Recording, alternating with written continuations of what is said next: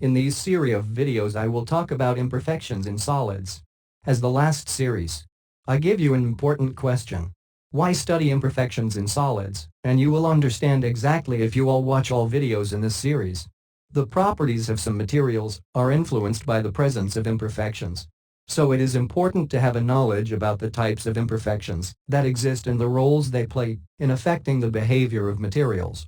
If you want to understand the importance of this subject, you can read some article about integrated circuit microelectronic devices found in our computers, calculators, and home appliances function because of highly controlled concentrations of specific impurities that are incorporated into small localized regions of semiconducting materials. Or you can see this example of pure copper and its alloy. The mechanical properties of pure metals experience significant alterations when alloyed, i.e., when impurity atoms are added. For example, brass, 70% copper 30% zinc, is much harder and stronger than pure copper. However, the imperfections it's very importante in many process the fabrication of materials. For example, the processing of silicon as a semiconducting material, it is important to specify impurity concentration in appropriate units. It's importante to development of the desirable mechanical properties for steel alloys because it relies on the presence of specific impurities, some of which form solid solutions. Thus, an understanding of the concept of a solid solution is important. In this example you can see the atomic defects are responsible for reductions of gas pollutant emissions from today's automobile engines. A catalytic converter is the pollutant-reducing device that is located in the automobile's exhaust system. Molecules of pollutant gases become attached to surface defects of crystalline metallic materials found in the catalytic converter. While attached to these sites, the molecules experience chemical reactions that convert them into other non- or less polluting substances.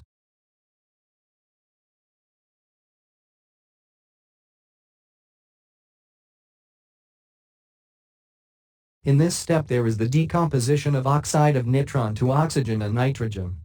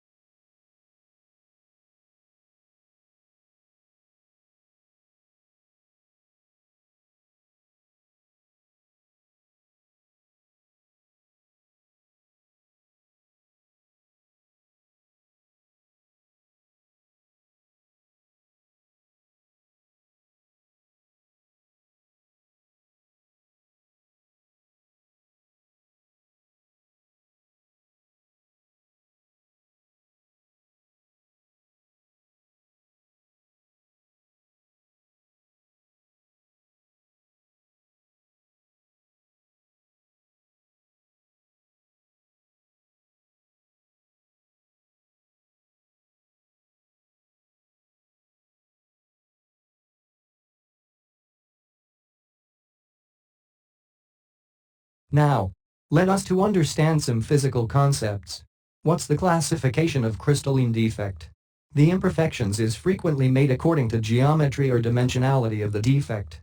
In this figure you can see two-dimensional representations of a vacancy and a self-interstitial. They call it point defects. The vacancy is the missing of one atom or more.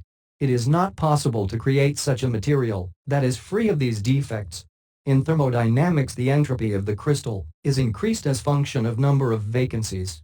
The equilibrium number of vacancies for a given quantity of material depends on and increases with temperature according to this relation.